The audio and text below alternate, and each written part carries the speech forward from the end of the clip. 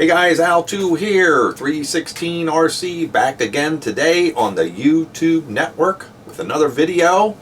Today we're going to take a look at my FG Sportsline Formula One race car.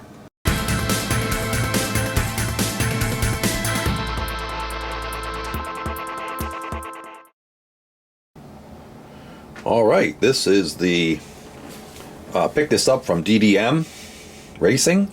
So this is the FG Formula One Sportsline. And you can see the manual right there. Sportsline, it is a two-wheel drive Formula One style race car. They do make a competition version of this, and they share some similarities, but there's some big differences as well. We'll talk a little bit about that anyway. This one particular one comes with a clear body, so I will be getting a custom paint job on this, and I'm going to go to my guy that I've used before for some paint work. It's JC Custom RC Bodies. Take a look at his YouTube channel right here.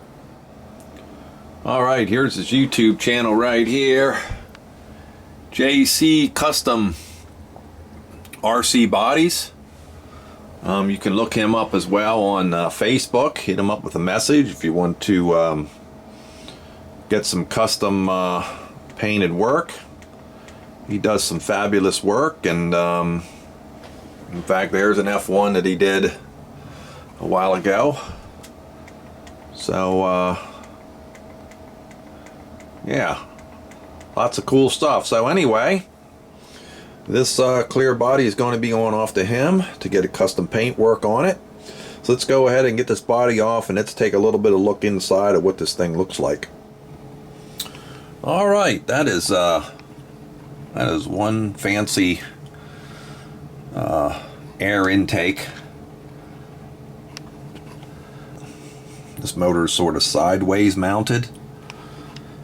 This is a Zenoa, this one is a Zenoa G 270 engine. Comes stock on this. Comes with this stock FG pipe. Now you can see this is a belt drive, and wow, that's really hard to see, but this is the first I've ever seen anything like this. And you can look, there's your clutch bell. There's no clutch case where your clutch case would bolt to. That's right here is one of the four. Second spot right there is just this brace. There's no clutch case. The shoes are not inside of a clutch housing. As you can see, that is pretty that's pretty crazy. That's the first I've ever seen anything like that. But anyway, this is the Sportsline is a belt drive, and this is a rather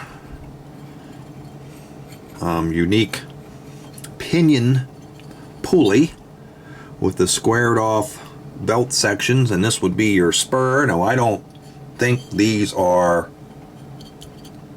changeable. I don't think you can get smaller or bigger ones. I think you have to go to the competition. The competition level does not use a belt drive. It uses a traditional pinion and spur gear, like we're used to seeing on all 5th scale RC engines.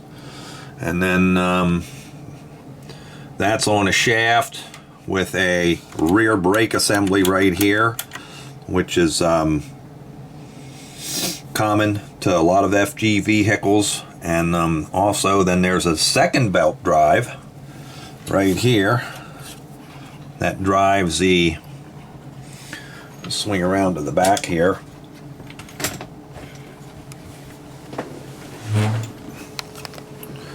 kind of hard to see, but you can see it. It's the differential in the rear has a belt, squared belt, I guess you could call that a gear on there.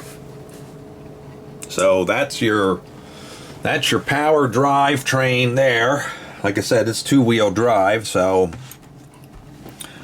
What I do like is coming out of your differential, you've got boots on both sides of the axle, and I believe this is a ball axle drive on this, so that's a nice upgrade to have right out of the gate.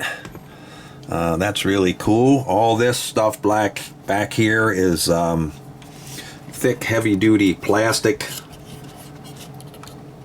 You know, all these turnbuckles. These are all plastic with steel turnbuckle inserts between the plastic pieces, which I believe on the competition these are metal or aluminum. I mean, they're aluminum. So that's what you get on the competition. Like I said, in the competition, this is the gear, this is the gear, this is the gear drive to the differential as well. These shocks are horizontal mounted shocks. This is like reminds me of a Traxxas setup that you'd see on Traxxas vehicles. These shock mounts here in the front of the shock are nice aluminum pieces, and I thought that was an upgrade part, that these would be plastic, but they're aluminum, so that's nice.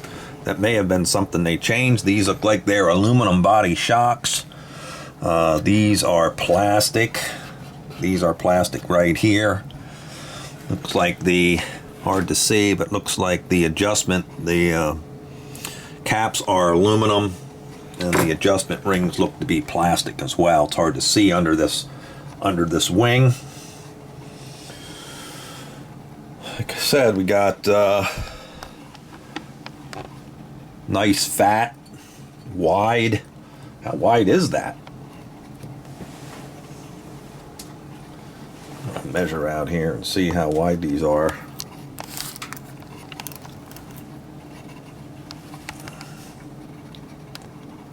These things are about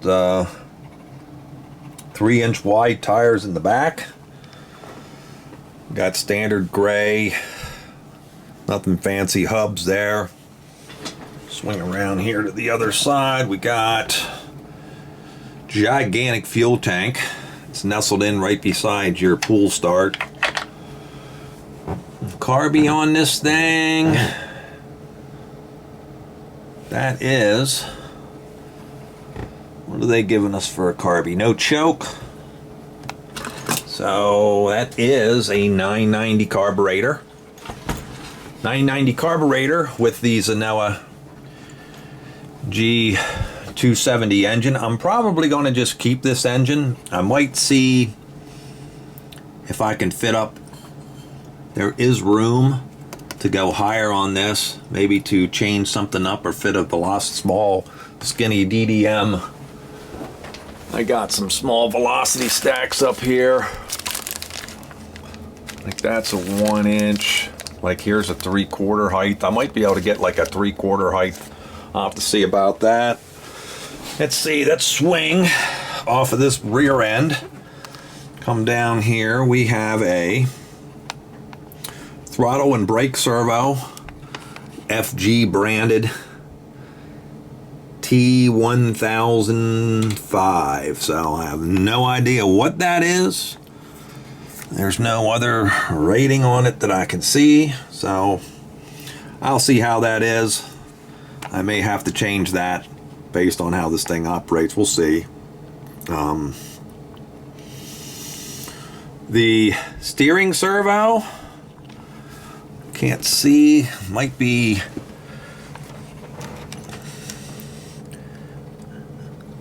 I don't know if it's FG branded or not, but it's upside down. I can't see because the steering linkage is underneath of it.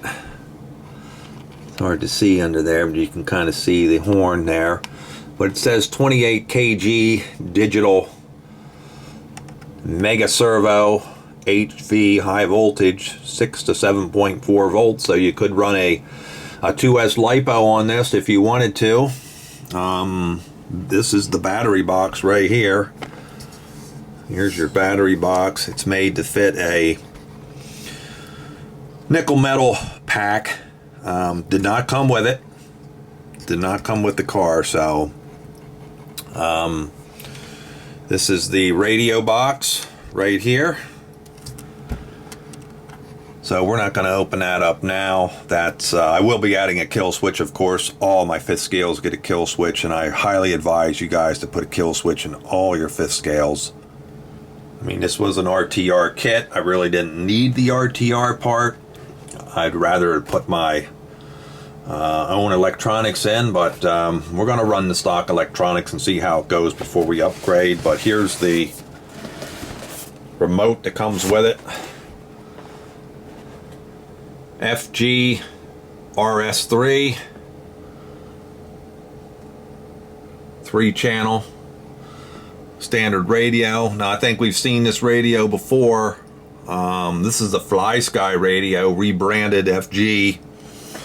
This is the same one that Rovin was using for a while, so you know, nothing too fancy there. You know me, I'm a Futaba guy, so I'll probably switch over my receiver. But anyway, moving on from our battery box to the front end, again we have, looks like aluminum bodied shocks mounted in the horizontal Traxxas style position, aluminum caps, and again we got these nice aluminum mount upgrades. Again, just like the back, we can see better. We got the plastic adjuster rings and these plastic spring keepers. These have the red springs, blue in the back, so I'm not sure what the difference is between the red and the blue.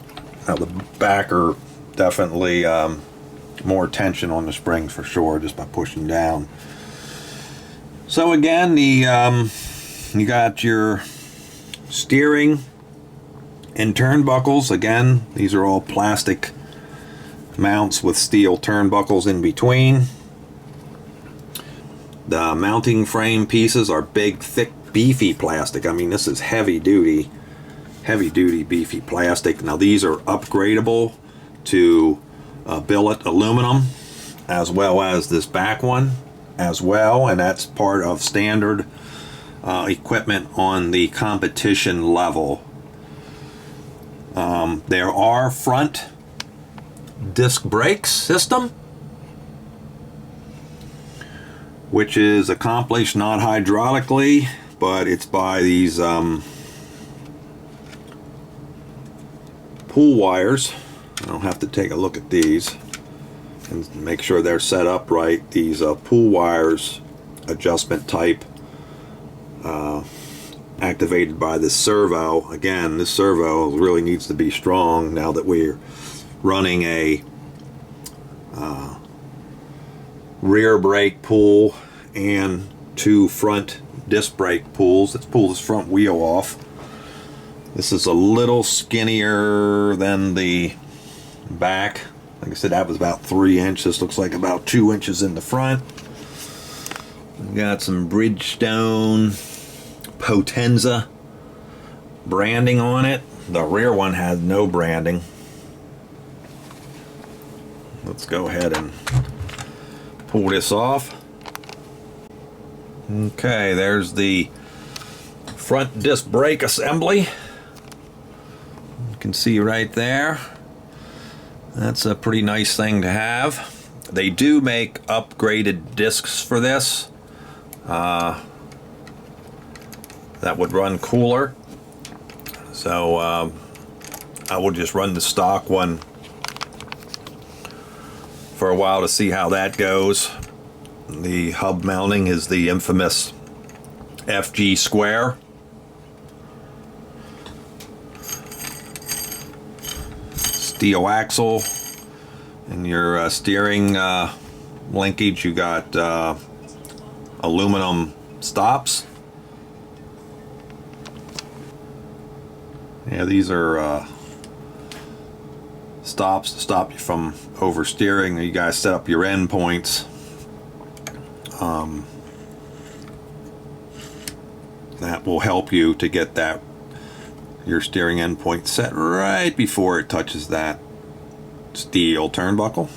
All right, we'll be doing that when we get the setup. But yeah, pretty cool. Front disc brakes, and you got your spoiler, or yeah, I guess you call it a spoiler on the front, downdraft spoiler.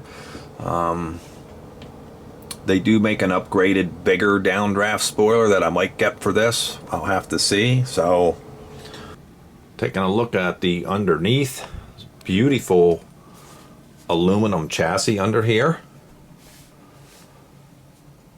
Well, that's pretty awesome. You got your 1, 2, 3, 4 bolt.